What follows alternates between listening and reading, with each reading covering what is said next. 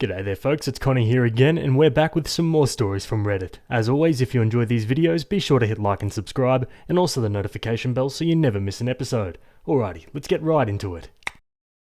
Alrighty folks, we're on relationships. This one was written by a throwaway account, and it's titled, I changed into a Stepford wife. No longer happy with my marriage, but I think it's basically my fault.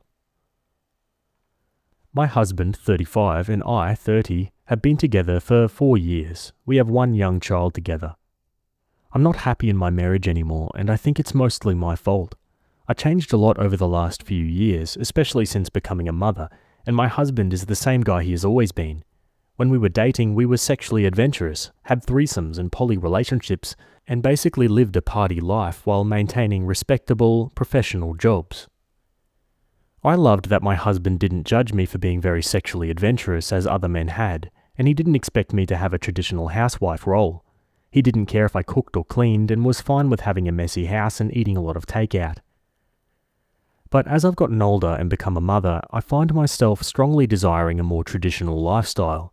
I don't have any interest in sex with other people outside of our relationship, and I want our house to be clean and comfortable, and I want to eat healthy, nutritious food. My husband appreciates all the cooking and cleaning I do, but it's not important to him and he doesn't help out. I'm growing more and more resentful that I can't motivate him to do basic cleaning tasks around the house. It's not like I enjoy cleaning either, but I really want our child to grow up in a nice home. I also had to stop drinking and using all recreational drugs when I got pregnant, and I never started again. My husband still, in my opinion, drinks to excess and occasionally likes to go out and take drugs with his friends. When he does this, I get very angry with him, and his response is that I have the freedom to take a night off from parenting and do the same if I choose to. I feel like we've really grown apart and have very little in common these days outside of managing a shared household. I don't feel very close to him or emotionally connected. I don't look forward to spending time with him. When we have long periods of time together, like car rides, we don't talk anymore. We each put on headphones and listen to podcasts or audiobooks. In fact, sometimes we'll each independently put on the same podcast, but listen to it separately. When I noticed this, it seemed symbolic of the rest of our lives. We're so separate these days. Our sex life is okay, our finances are in good order, and we get along very well with each other's families. We went to counselling about a year ago, and things improved marginally for a very short time, but we ran out of things to talk about with the counsellor, and the improvements disappeared quickly. What do? Do I stay in this marriage I feel indifferent to? I miss feeling in love, but I don't want to tear my family apart. Honestly, out of my pay grade. If cancelling isn't working, then geez, what next? But to be honest, if you ask me, this guy needs to grow up. I mean, you got a wife and a kid now. It's time to leave that lifestyle behind, or at least, wind back on it a lot. Those times had a place in your life, but it's time to find a new purpose, Let's go to the comments. Is your husband bonded with his kid? Does he take them to the park without you and bathe them and tuck them in at night? Also, are you working or are you a stay-at-home mum? It seems like many stay-at-home mothers have trouble finding interesting things to talk about since their world is so small, generally. Opie says, I work full-time. My husband and I each have very demanding careers. I would say my husband and daughter have a good bond, but I get the impression that parenthood is a lot more work and less fun than he anticipated. I think perhaps he has an overly rosy view of things. He does love her and enjoy spending time with her, but not in the same way that I do. Relationships adjust after having a kid. Biological instincts about hearth and home get kicked into overdrive. There seems to be some things that could be done to get closer together. With the house cleaning, since his threshold of cleanliness hasn't changed, but you want more help, maybe you guys can hire a house cleaner to take the load off you. Also, more than just changing levels of cleanliness, having a kid means more cleaning work to do. The laundry of 3, the messes of 3, etc. This isn't just an opinion, there probably is more work that needs to be done. Before kids, date night could happen whenever. After kids, it takes more work to find the time. Figure out how to go on that drive. Make the time to be with each other. If you're listening to the same podcast, make a mini discussion date afterwards. The biggest issue is the drugs. The other things are more administrative adjustments and you guys could easily figure that out. The fact that your needs have changed away from drugs could mean a larger personality divergence which needs to be looked at. Opie replies, quote, before kids, date night could happen whenever. After kids, it takes more work to find the time. I think this is getting closer to the crux of my feelings about all of this. The housework, etc. is all problematic, but really, I miss having any kind of closeness. It bothers me a lot that my husband either doesn't notice or doesn't care. Sometimes I schedule date nights into our weekly planner, and he spends the date playing with his phone or just being quiet. We had one good date night that I can remember in the last year. The rest have all been duds that left me feeling even sadder and lonelier than before. You didn't change into a Stepford wife. You grew up. When you have a kid, it's no longer acceptable, in my opinion, to put your life, livelihood, and lack of a criminal record in danger by taking recreational drugs. It's no longer okay to eat crappy food and live in filth. Someone depends on you now, and you don't get nights where you pretend you're not a parent. Suck it up.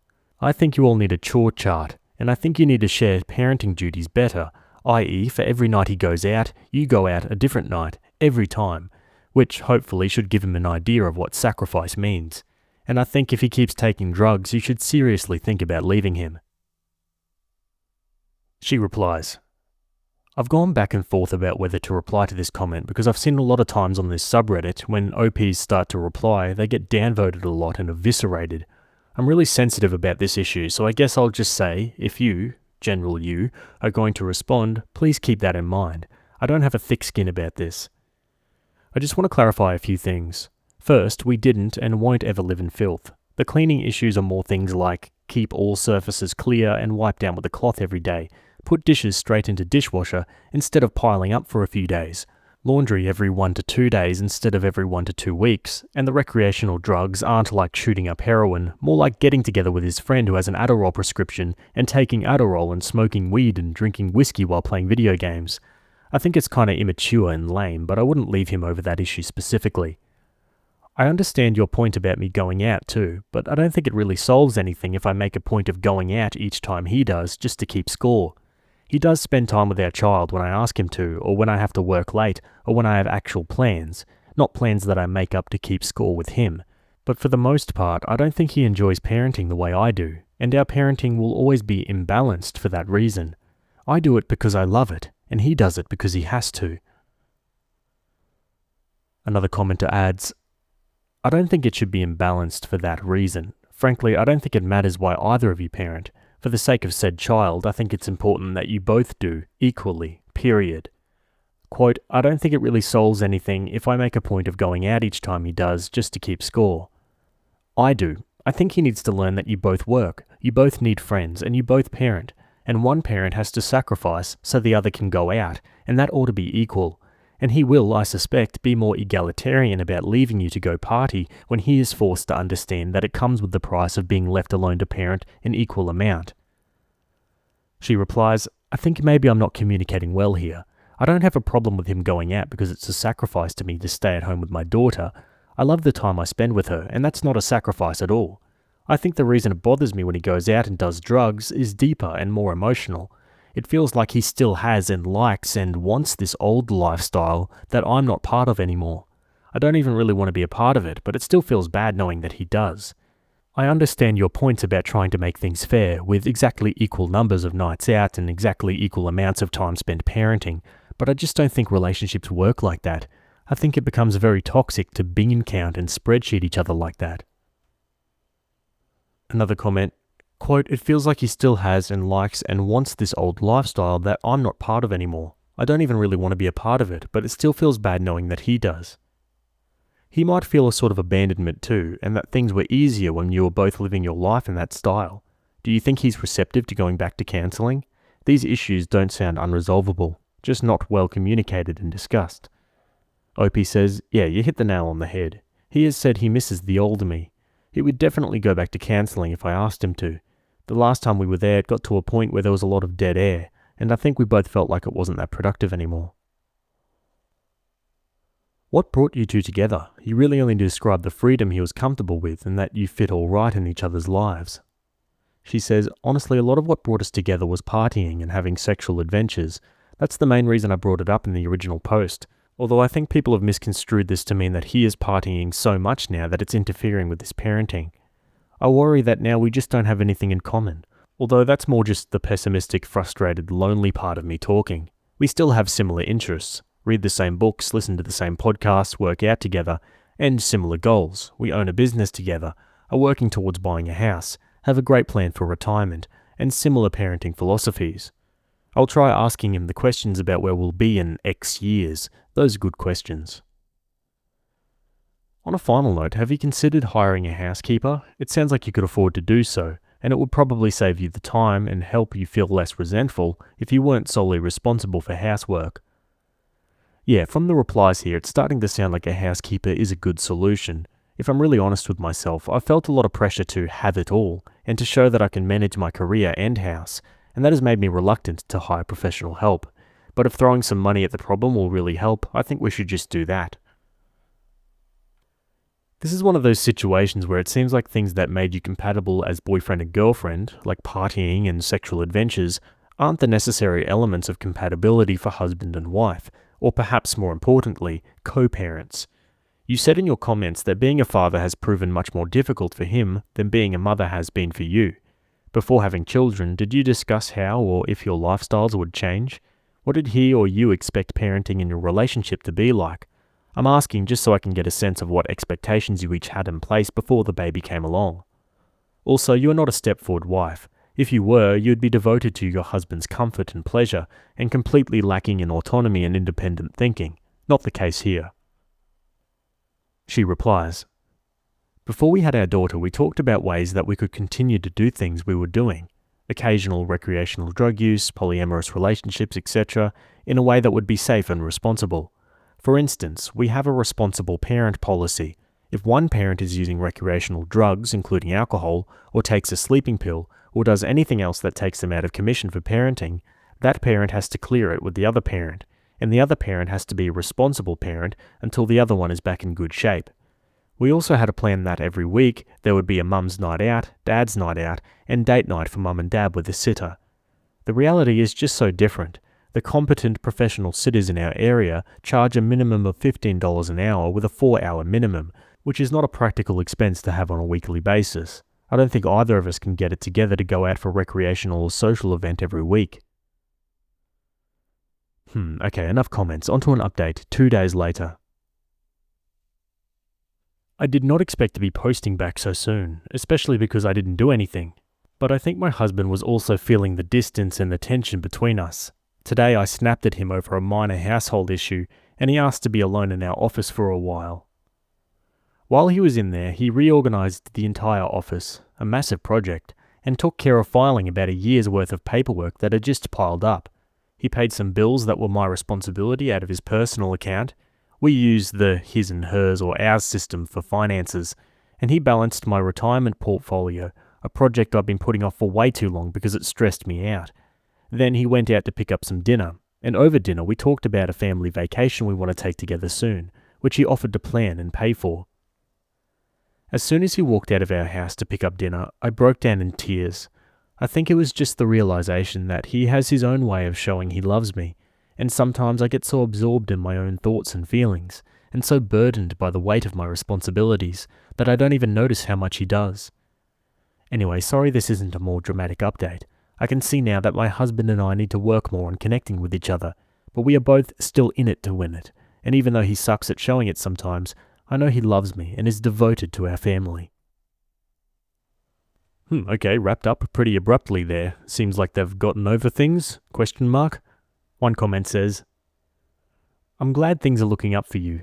I didn't read the earlier post, but have you heard of the book The 5 Love Languages? It basically presents this theory that everyone shows their love through one of 5 ways, languages, and that so many problems in relationships, especially pertaining to he doesn't love me or do anything nice for me, etc., can be helped by understanding your partner's love language. I seriously think both of you should read it and talk about it.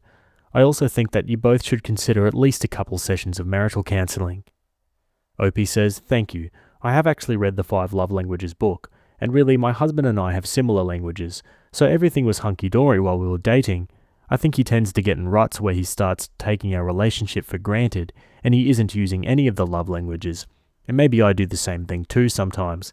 I think the trick is to just keep trying, keep talking, keep letting each other know how we feel, and not getting swept up in the tides of work and parenting and everything else that can so easily overwhelm and subsume simple acts of love and kindness towards each other."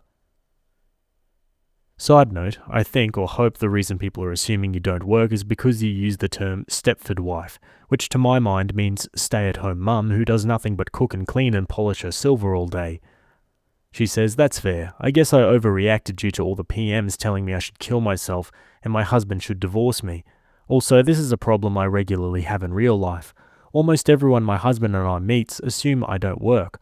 My job is super important to me and a huge part of my identity, so it's hard not to take offense. I feel like OP needs some individual therapy too. The way she described herself as a Stepford wife, how she internalized a disconnect resulting from a major shift, like a baby, to mean that she is at fault, and how she talks about the pressure to have it all. Feels like she's going to have a breakdown soon. A not fun fact, the 5 love languages were created by Gary Chapman in 1992.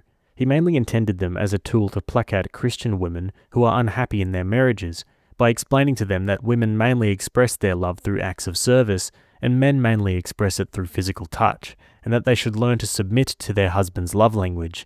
He's a Baptist minister and also an outspoken homophobe.